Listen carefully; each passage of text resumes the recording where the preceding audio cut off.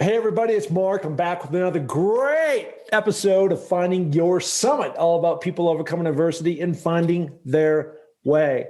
Before we get to this week's guest, once again, I want to turn people's attention to my website, www.markpattisonnfl.com.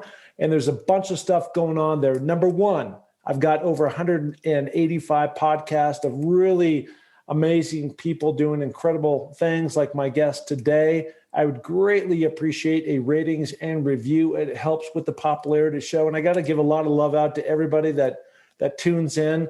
Well over 100,000 downloads now, just measured on one source on Apple. I know that you can get them in many other places, Spotify and YouTube and places like that. But really appreciate it. And again, it's not about me. It's about these amazing people telling these incredible tales of survival or how they got to where they are today. As many of you know, I am off to Mount Everest. I'm not sure exactly when this pod is going to run, but we're shooting this today on February 9th, and I do leave for Everest, heading into Nepal, Kathmandu, on March 30th. And so these pods will continue to run. It's going to be incredible. It's been a 2-year journey, and certainly you can find out a lot of things. There's a button now that says follow the journey.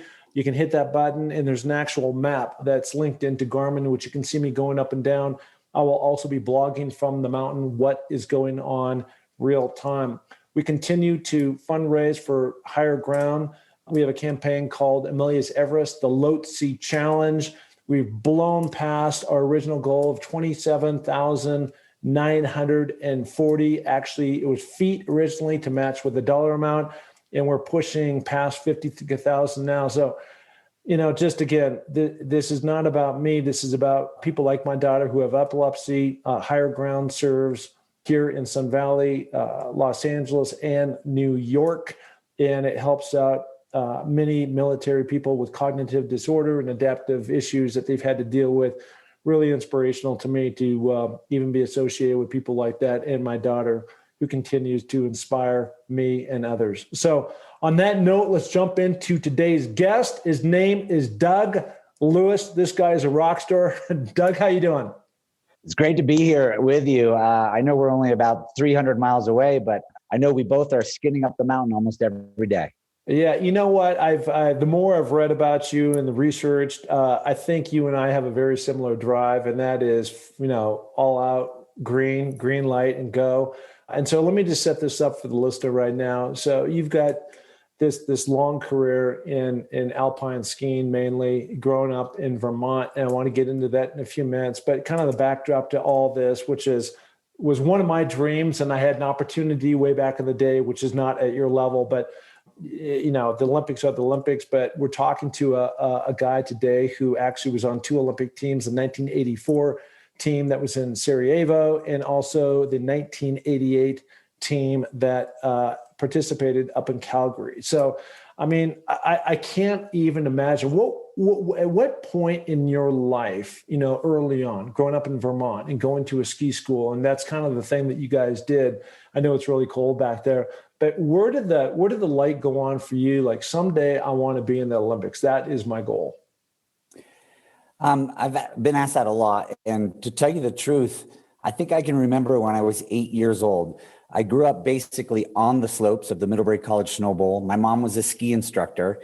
And if you had caught me and made me stop as I did laps on the lift, at 8 years old, I said, I want to be on the U.S. ski team. I want to be in the Olympics. And what started as this love, I think it started as a love for skiing, instilled by my mom and dad. That went into, combined with my competitiveness, I got to win tying my shoes, right? And then I had that big dream. And through all that, I just was hooked, inspired, motivated to push my limits all the way to the Olympics. But it started when I was 8. That's amazing. And so, like, you were able to get on the U.S. ski team by the time you were 17, something like that, right? And you end up going to this Green River Valley Ski School, which it sounds like is a very famous ski school, at least it was back in the day, where, they brought a lot of proteges. Like, how do you even get into that school? And did you recognize, or did your parents recognize that was kind of the path to success in order to ultimately go to where you wanted to go? It was all me. My parents wanted me to stay at high school, go to college. They're both Middlebury College grads. It was academics, right? My parents, they're like, you can do this for a while, but it was all driven by me. There was Burke Mountain Academy, Green Mountain Valley School, and Stratton. There was 3 academies.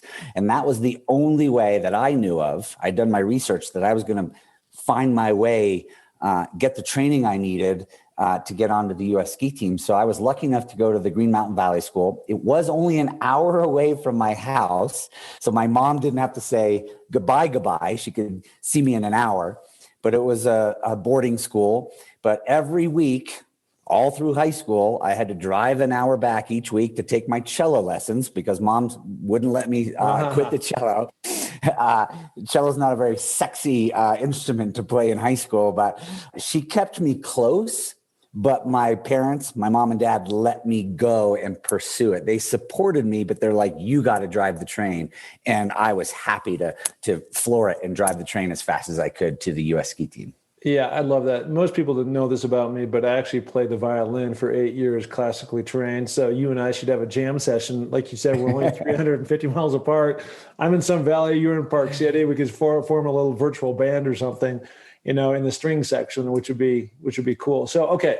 So you go to the U.S. ski team, and when you're on the U.S. ski team, just help me understand this, that the goal is they kind of take the elite of that particular gang and hone your skills, and you guys race around the world, race around the U.S., and ultimately then you take this group of X, you can fill in the blank, and then of that, then you pare it down. Ultimately, when the Olympics comes, that's everybody's dream, that only so many out of the X amount of people are there, only so many actually get to make the team.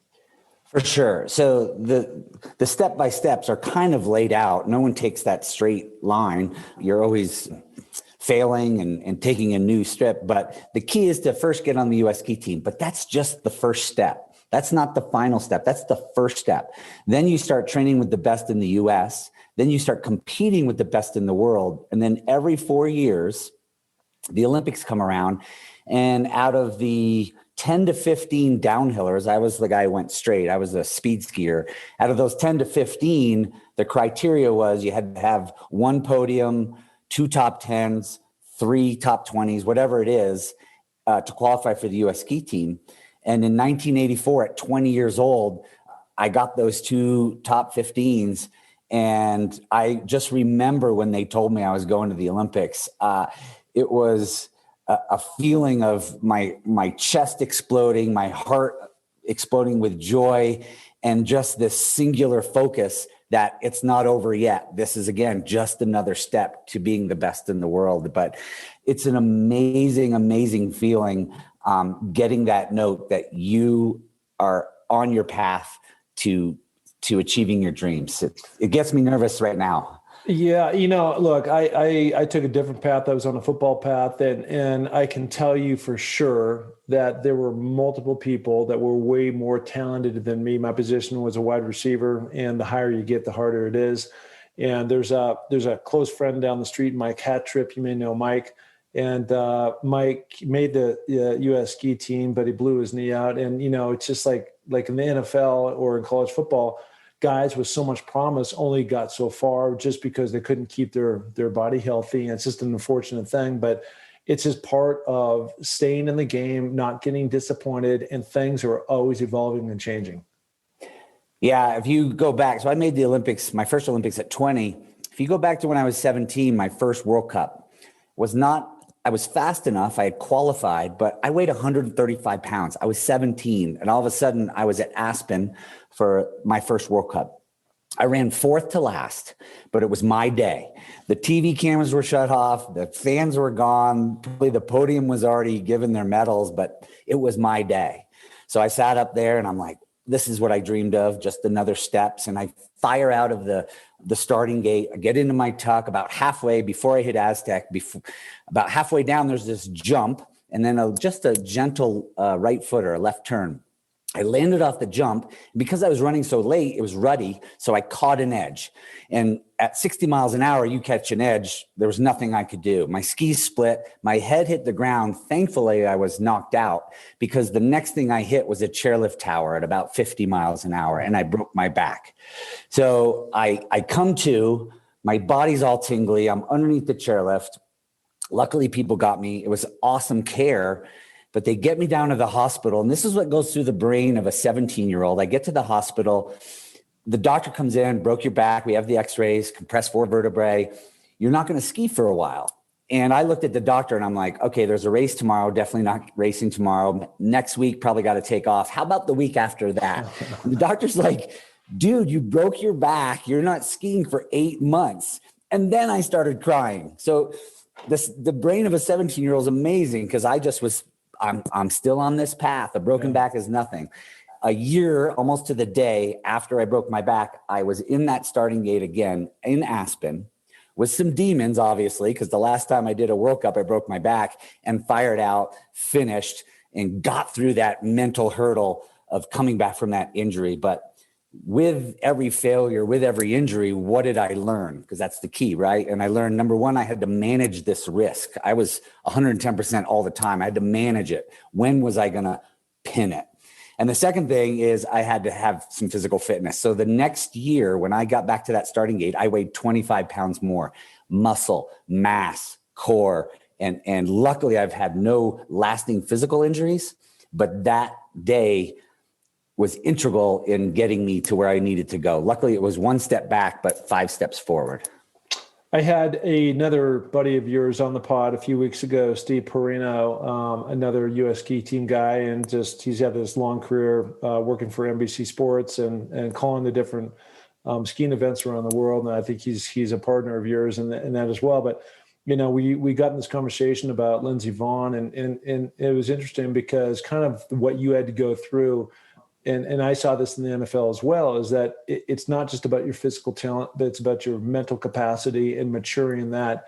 And in Lindsay's case, for the amount of time she's wiped out at super high speeds that only her ability to come back like it never happened was amazing. Because most people would be favoring a knee, or in your case, your back, or it's just like you're having these flashbacks as you're going 89, 90 miles per hour down the mountain. I mean, it's insane. I'm a skier, and so I can appreciate those speeds.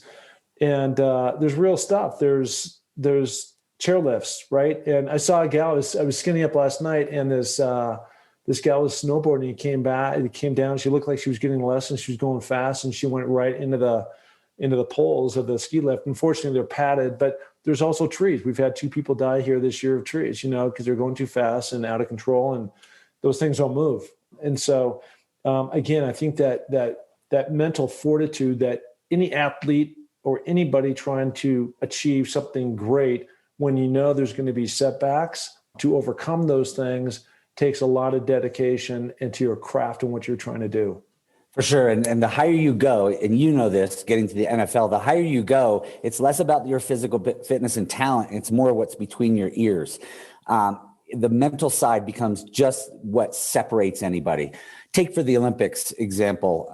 I now cover the Olympics for NBC, and I was in Pyeongchang, and the top 12 athletes, the top 15 athletes in that start on that day can win that race. They're talented enough ski-wise. They've done the training, but it's between their ears is what's going to separate them. Their confidence, their ability to handle stress, their focus, their visualization. I could keep going on. Those are the things that separate champions at the highest level. And you know that because you've been to the highest level, and it's all about that mental side for sure. Yeah. A guy that I know that we both enjoyed, I think we both enjoyed watching this past weekend was the Super Bowl. And I, people are asking, well, who are you rooting for? And I said, Tom. That's who I'm rooting for. Like, it had nothing to do with Tampa Bay. It had all to do with Tom, because I'm an older guy. He's an older guy. And what people, I think, don't quite understand is all the sacrifice he's had to make to do the things that you just said, to create that tunnel of confidence inside your head, to then fortify your body in a way that your ability to perform at a high level goes way beyond maybe what your actual skills are, but you continue to play and play. And, for him right now, it doesn't look like there's any slowing down. So it's remarkable. I saw this thing where it's the first time he was on the Stephen Colbert show and he had a strawberry. Like, that was groundbreaking. I throw strawberries in my smoothie every day, but for him, he has a system, but that means you can't go out and party and drink and stay late at night and just sleep and rest. And they all matter. And that's the whole key to success in there's a lot of things in the ingredients, but it sounds like you had a lot of that in your time. Tell me now I'm fascinated by, it's Sarajevo, right? What that must have been like being in Europe, old Eastern Bloc country. It must have just been amazing. And by the way, when you were describing this incident where you were coming down the mountain and you caught an edge and you felt that it was your day, and now your skis split and your head goes over and you're unconscious and you're flipping and flopping down the mountain. As you're describing that, and for anybody that's old enough to remember, there was the old Wide World of Sports with Jim McKay. And they always say something like the thrill of victory and the agony of defeat. And the agony of defeat was that guy. It could have been you, right? Going off a big jump. And it was just, train wreck at the end. But that's what it reminded me when you were describing that. It probably felt like that. Luckily, I was knocked out, so I didn't feel anything for sure. But I'll take you back to Sarajevo. Sarajevo was incredible because it was my first Olympics. I remember driving across the border, across the Iron Curtain. This is 1984. Like, this is USSR. This is the big bad country. And we were going across the Iron Curtain, and they stopped us at the border, and it was classic. It was foggy, maybe a little drizzle. It was midnight. They held us for 2 hours. We didn't know if we were going to the gulag. It was just this classic thing. And then we get through and we're like, oh, we were relieved. We're past this border, and arrived in Sarajevo. And my roommate, Bill Johnson, won the gold medal. I was rooming with the guy who did what I wanted to do, and what he wanted to do was be the best in the world. And Bill, that's a whole nother podcast. We may not have been friends, but we were teammates. Yeah. And I learned from him what he did that day to shock the world and win that medal. I learned, and I watched him and I studied him, and what could I take to bring into my skiing? It wasn't going to be everything. You never copy somebody, but what could I bring in? And a year later, almost to the day, I won my bronze medal at the World Championships, the first ever bronze medal for an American male in downhill. But that experience in Sarajevo, I got 24th, awesome, but also 24th. Yeah. But being close to Phil Mayer and Steve, who won the medals, Debbie Armstrong won a gold medal there. My roommate won the gold medal. Boy, how lucky was I to be part of that team. And I learned so much from that. And a year later, I won my medal. So the three people you mentioned, Steve and Phil Mayer and Debbie Armstrong, I'm from Seattle, all from the great state of Washington. So there you go. Yakima. Yeah. Well, for Steve and Phil, and then Debbie went to a rival high school of mine. I went to the big high school called Roosevelt. She went to Garfield. And so I know the story as well. I was going to ask you, though, as you're talking about Bill Johnson, when he came down, I remember that, and he had, there was something there that you, again, brought away from at the table. Like, give me one or two nuggets that you learned that you brought that in that helped you win that bronze medal that next year. I'll split it into two. Number one, skiing wise, the guy was the fastest glider in the world. So he broke down aerodynamics. He studied whether if he covered his buckle with his suit, whether that would be 100th faster. So he dug deep into the aerodynamics and skill factor of being a glider. And so I could see that firsthand. Every time we did ski testing or training, I was gliding next to the best glider in the world. So I took that. But more importantly, and we talk about it every time, is the mental thing. And he willed himself. His best skill was his confidence. Nothing was going to get in his way. He believed to his core he was going to win that medal. And I took that from him because Bill, it's tough to talk about. He's no longer with us. He passed away. But Bill was a tough teammate to have. He tried to get in your head. He would take you out of your mental focus on purpose. That was just his way. So I guess I had to jump through the hurdle of Bill Johnson to get my confidence. And I stood up to him and he respected it finally, but I had to stick my chest and my face right in his face and say, this isn't going to work for me, Bill. I'm your teammate. I'm not your enemy. And that was a big move for me to find my confidence by standing up to him. It's tough to talk about. It was a tough relationship. Yeah, no, I get it. It's interesting too, because, and this is just the way your sport, I would imagine, worked. So when I was going through my football progression, right, and it wasn't so much in Little League and not even maybe a little bit in high school, but really started to kick in college. I went to the University of Washington. So in those days it was a Pac-10. So you're playing UCLA, USC, and it really kicks in the NFL. And that is the word smack. And there was a lot of guys, in your face, defensive backs. And then when I get to the Raiders, I'm going against Lester Hayes and Mike Haynes every day. And just, in your grill, the stick 'em, all the stuff, talking at you. And, since I'd been through so much of that, none of that was new to me. But, that didn't change that people were still talking a lot of smack, right? And I can imagine that you've never really dealt with that, because that's not really what they do in skiing in general. People just go, and you guys are so focused on your thing, right? That's what you do. And some guy coming up and getting in your head, I mean, that would just be a hard adjustment if you've never really dealt with that before. And then you're like, you get worked up and you want to fight them, but then that takes you out of your game. Like you said, it's just it's a weird dynamic, and it just really, it's because I guess what I'm trying to describe is because of the vertical that I was in, I was used to that type of thing, right? So the higher I got, it wasn't that big of a deal. There were fights every day on the field, every day on the NFL. It just wasn't uncommon in college. I mean, all the time. And, you guys don't turn around, like go blow and take your skis and whack each other over the head. It's just a different sport, like tennis, right? It's just it was for sure different. I had never run into that. I was always the team, the group, and there was Bill. But once I understood him and stood up to him, everything changed, and I took my route and he took his route, and we were teammates, maybe not friends, but it's just something you go through.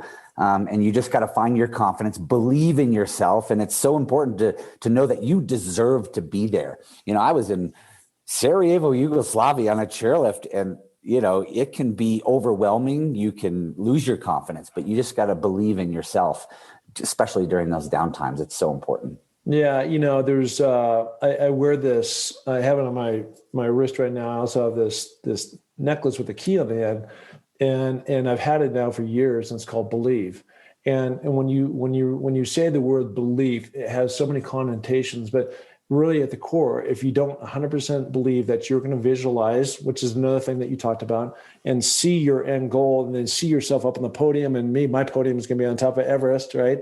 Or I was, the Rose Bowl and the Super Bowl, these other things. If you don't see yourself in those places, it's really hard to get there. It's going to be a grind. And that helps you like blast through all the tough times when, to your point, the adversity comes in. When you fall, when you don't, you end up 26 and your goal is first. How do you elevate and how do you get yourself to that next level?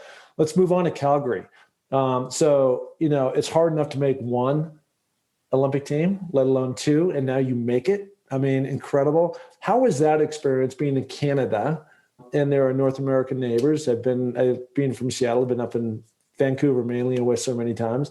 But how is that experience in Calgary different from being in the Eastern Bloc of Sarajevo back in the day?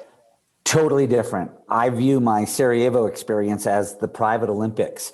It was so far away that not a lot of the American media went. There was no media. It was like this family. And at 1984, everybody ate in the dining hall. All the athletes stayed on the Olympic Village. Now all the special athletes and the fantastic athletes are on their own apartments. But back in 84, everybody was together. So to me, it's like this hometown private Olympics that I experienced, and it was wonderful. Fast forward 4 years, and it's in Canada, which is pretty much US, and it became media, sponsors, Eddie the Eagle, Katarina Witt. I think it changed to me so much in 4 years. We lost that true sports And this is back in 84 and 88. It's changed now completely, but we lost that focus on sports. And that was when the media and the sponsors and the different aspects of the Olympics started sneaking in. So it was really a different experience, really interesting. So when I got done playing in the NFL, like a lot of guys, you go through this big adjustment, we'll call it that, right? And you've been doing this one thing for all your life. It's been your one drive, your one passion, and then all of a sudden you can't do that thing anymore.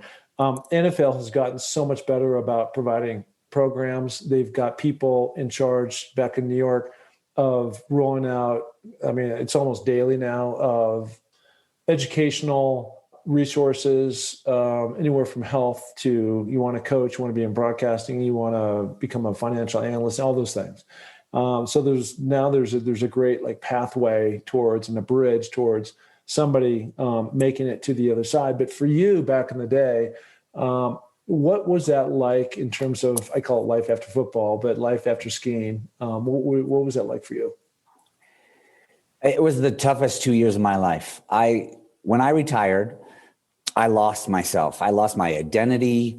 I've talked to a lot of people about it. It's like you mourned a death, the death of you as a ski racer. You're mourning that.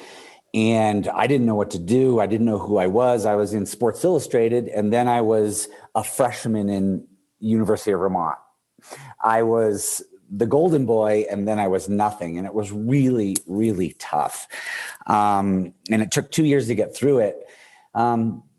The struggle for me was everybody told me you should go into broadcasting. You got to be an investment banker. You got to do this. You got to do that. And I was listening to them and trying, what should I do? What should I do? But what happened finally was I had to listen to my heart. And so took me about 2 years, but I got hired to coach these U10s on the ski hill. So I was going on the weekend and skiing around with 8 and 9-year-olds.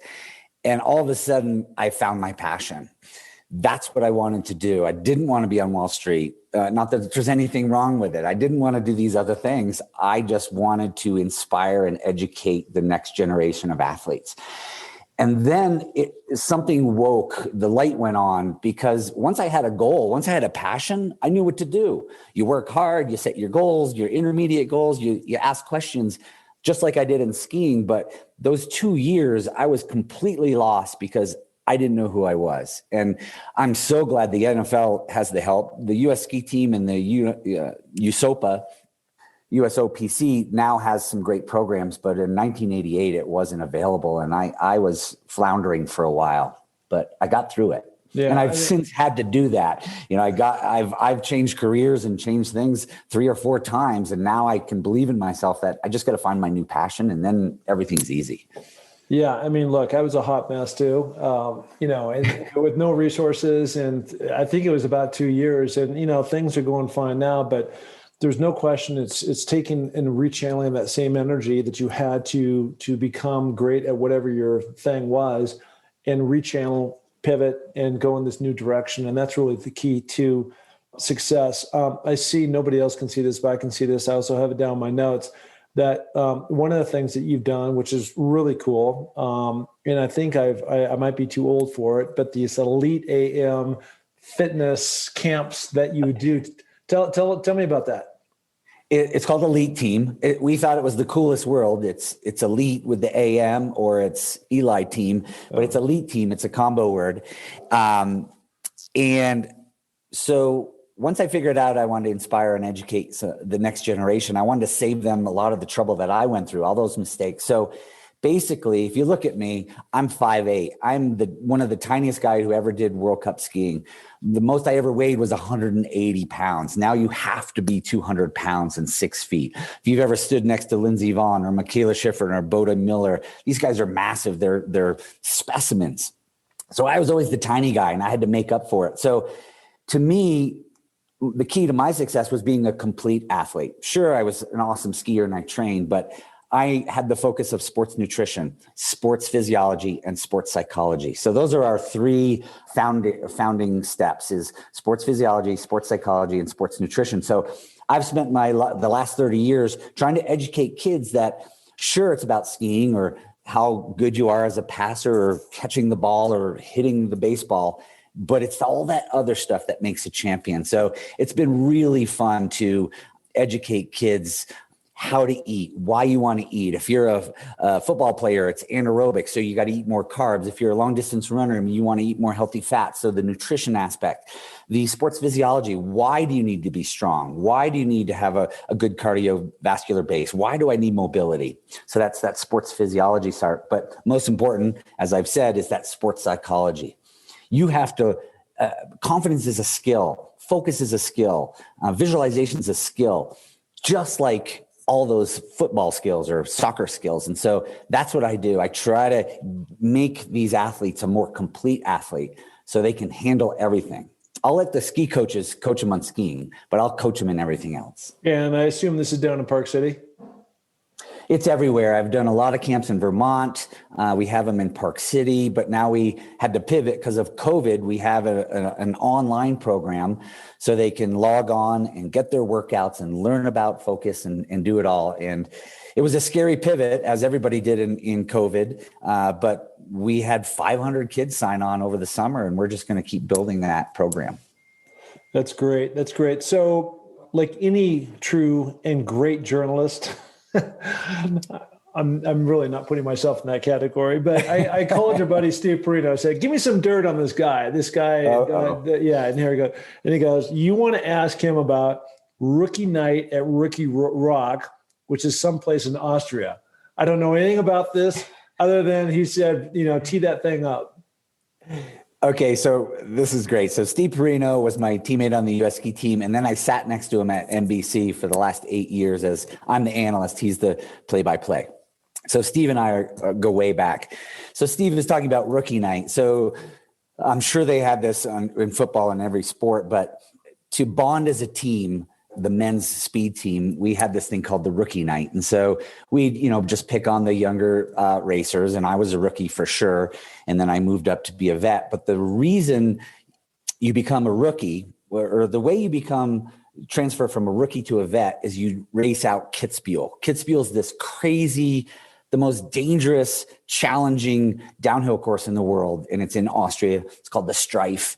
So as soon as you go out of the starting gate of Kitzbühel and get to the finish, that's the asterisk, you have to actually finish, you transfer from a rookie to a vet. Okay. Quick story about Steve Perino. I don't think he told you this on his podcast, is Steve Perino was at the start of Kitzbühel. He was there to become a vet. He was racing Kitzbühel, and 3 or 4 people crashed in front of him. Americans got hurt. And Steve Perino picked up his skis, walked back to the lift, and took the lift down and decided not to race that race. And people give him I give him a lot of crap for that, right? But it's probably the smartest thing he ever did, because you can die. I mean, people were getting hurt, and Steve was mature enough and smart enough and scared enough. He said, no, I'm out. And so I never let him forget that, which is fine. But so that's how you become a veteran on the U.S. ski team. Now, the rookie rock, we found a rock that weighed like 25 pounds, and we awarded it to the rookie of the team for that year. And he had to carry that rock with him in his backpack up to the course, down to the hotel, and the whole year. So that was the rookie rock. And it passed to generation and rookie to rookie. And it was an awesome story. But that's that camaraderie that works in a team atmosphere. Yeah, that's awesome. So one of the reasons why I know that you're certifiably crazy is because you actually participated in a depth race in 2007 and you won the damn thing. I've seen this on video. I've seen it on YouTube. It's crazy, insane. What would drive you ever to want to be, first of all, describe for the listener what this thing is. It's indescribable. We don't have enough time, but the death race does not have a start time and it doesn't have a finish time. You don't know what you're going to do. You are just thrown challenges. The problem is, I thought it was they called it the death race. I'm like, whatever. If I get to run and do some obstacles, I'll be psyched. I never ran for 13 hours. I had to put a wheelbarrow together and wheelbarrow 50 pounds of sand, a tire, and a bunch of tools 15 miles through the woods, and then you had to dive into ponds and get cinder blocks, and then you had to saw wood and move dirt, and it was I can't even describe it. Just think of the craziest thing that people can think of, and they made you do it. And this was the inaugural one. And 13 hours later, there was only 3 finishers. Everybody else quit. And I was somehow able to win it, and I instantly retired. They kept doing the death race, but I'm like, I'm done with this for sure. So I've always been into someone pushing my limits. I set these goals, and I learned early to set goals, these big goals, these North Stars that keep you pointed in the right direction, climbing all 7 summits, going to Everest. To me, that's crazy, right? But I'm not afraid to set those goals. And then the second part is most important. And I tell the kids this: everybody dreams, right? But you got to make it a real goal by committing. And committing, the best way I can describe it is you feel it in your gut, you feel it in your heart, you feel it in your entire body when you want something so bad that you will commit everything to it. And whether you get there or not, it doesn't matter. But that commitment, as I tell these young athletes, that's what separates champions. Because the champions love to do the nasty stuff. They love to struggle because it's part of that commitment to that goal that they want to get to. So I am now just like you, trying to find the next goal. I'm into running 100-milers now. I just finished my 3rd one. I've signed up for a 100-miler in Switzerland in August that has 37,000 vertical over the 100 miles.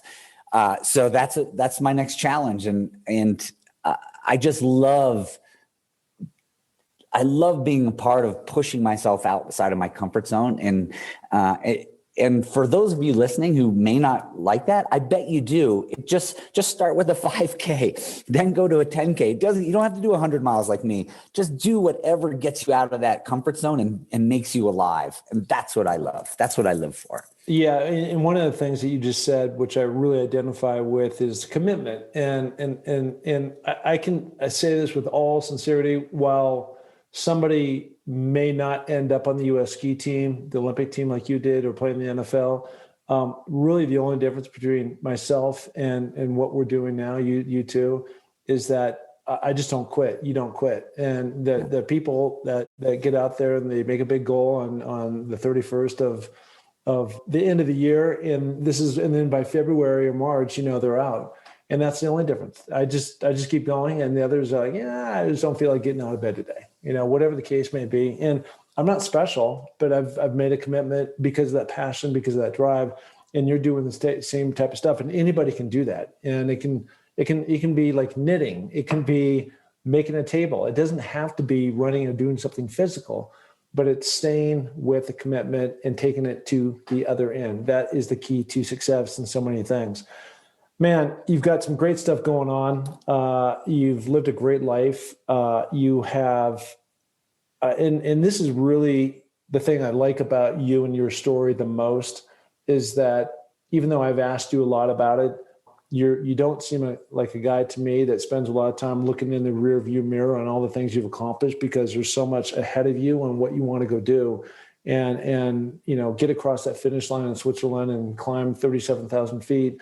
And then you'll do that, and then you'll come off it and go, okay, now what can I do next, right? So you're always like pushing yourself and you're looking out there, and it's just, I think it's so inspirational and such a great message to everybody about goal setting, sticking to it, belief, a lot of words that you use today, commitment, going after it, sticking with it. And then it doesn't matter if you're first or the last place, you will win because you actually did that. And that's all that matters. For sure. I mean, people think it's always about that goal. I'm setting that goal just to set my path and to motivate and energize. I may not get to it. First time I've run the rim to rim to rim across the Grand Canyon and back, and I made it, but it was the second time. I fail all the time. I got all the way across, 25 miles across, and my IT band was hurting, and it was a tough decision. But I'm like, I'm doing the smart thing. I'm going to quit. I had to call my wife up, who was on the south rim. I was now at the north. She had to drive 6 hours around to pick me up. That was the worst call I've ever done. But I fail all the time. And that's really not the most important part. The most important part is you set that goal, you commit just like you have, and you go for it. And every day that you step forward to that goal it makes me alive. And I've been trying to help people find that in themselves my whole life. There you go. Finding your summit, about people overcoming adversity and finding their way. Where can people find you? It's that weird name, ELITEAM, ELITEAM.com. I'm sure you can Google Doug Lewis, but yeah, Elite Team is the best way. And you can see me on NBC. Hopefully I'll be in China covering the Olympics, Elite Team coaching kids or skiing on the mountain. Love that. Love that. Okay, man. I so appreciate you coming on the pod. This 45 minutes just flew by, and you're a good guy, and you're, the planet really needs more inspirational and positive people like yourself to make it a better place. And I appreciate you coming on. Well, thank you very much. And you're doing something that I could only dream about. So good luck with Everest. I'll be watching. I will. Thank you. There he is, the one, the only Doug Lewis. Thank you.